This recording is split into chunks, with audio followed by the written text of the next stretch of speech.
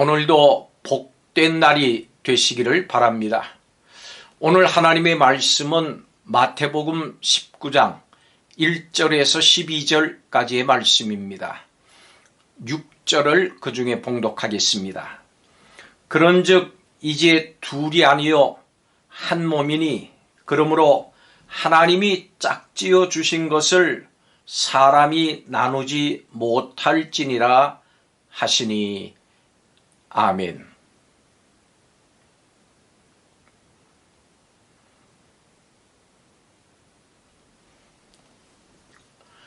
본문을 보면 예수님께서는 제자들과 함께 예루살렘을 향해서 가시면서 우리 성도들의 신앙생활이 어떠해야 될 것인가 하는 것을 말씀해 주십니다. 특별히 그 첫 말씀이 결혼에 관한 말씀이었습니다. 흔히 결혼을 일륜지 대사라고 말합니다. 결혼은 예나 오늘이나 모든 사람의 인생에서 가장 중요한 일 중에 하나입니다. 하나님께서 이 결혼 제도를 직접 만드셨습니다. 본문에서 예수님은 창세 때와 모세 시대 결혼 제도의 의미와 뜻을 직접 해석해 주셨습니다. 그래서 결혼에 담긴 하나님의 뜻을 보여주셨습니다. 결혼은 하나님이 만드신 제도입니다. 모든 부분은 하나님이 직접 짝지어 주셨습니다. 결혼은 세상을 창조하신 하나님이 창세 때 만드신 제도입니다. 하나님께서는 아담의 짝을 직접 짝지어 주셨습니다. 흔히 결혼은 자신이 선택하는 것이라고 생각합니다마는 그것은 우리를 향한 하나님의 최고의 선택입니다.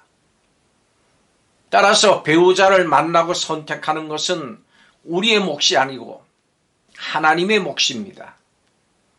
그래서 우리는 결혼할 때 상대방이 하나님이 자신에게 주신, 나에게 주신 배우자임을 받아들이고 그를 평생 사랑하고 헌신할 것을 다짐합니다. 자신의 곁에 있는 배우자가 유일무이한 배우자임을 믿고 확신해야 합니다. 하나님께서 짝지어 주시는 것입니다. 한 굴에 두 마리의 호랑이가 살 수 없듯이 한 가정에 두 주인이 있을 수는 없습니다.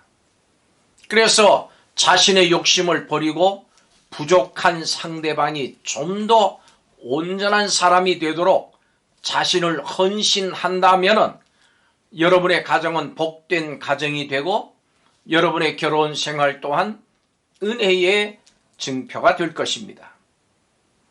가정은 최소 단위의 교회입니다.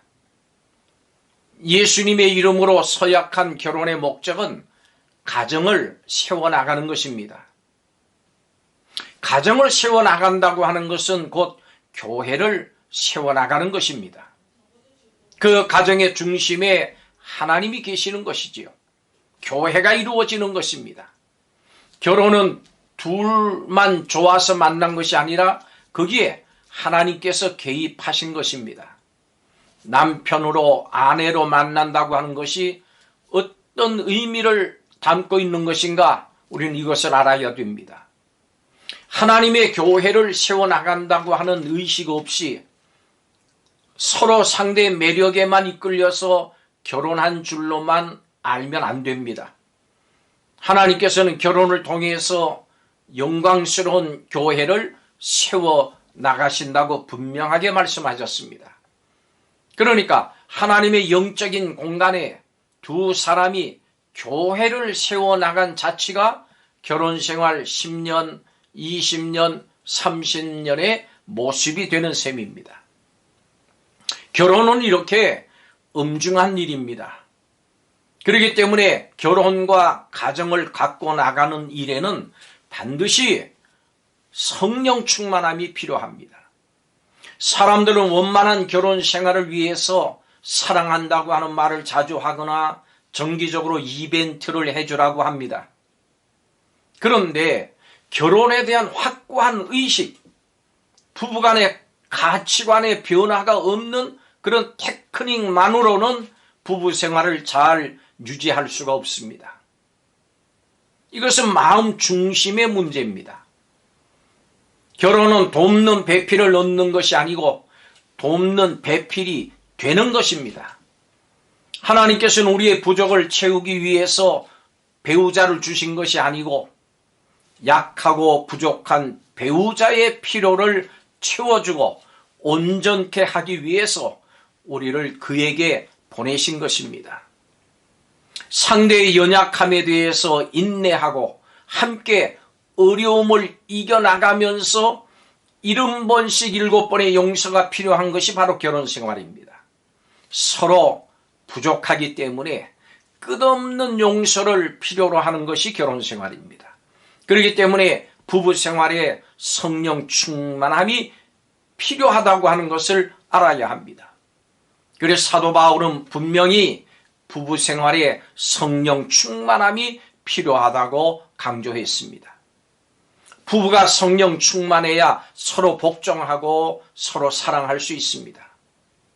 남편이 아내를 사랑하는 기준이 어떠한지 성경은 이렇게 말씀합니다.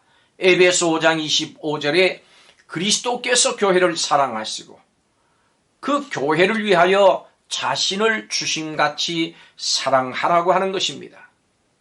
사랑하는 여러분, 이 순환절 주간 예수님께서 당신의 살을 찢고 피를 쏟아 주셨듯이 남편도 자신의 몸과 피를 주어 가면서 아내를 사랑하는 수준이 되어야 한다고 하는 것을 깨닫고 결심하는 날이 되시기를 바랍니다.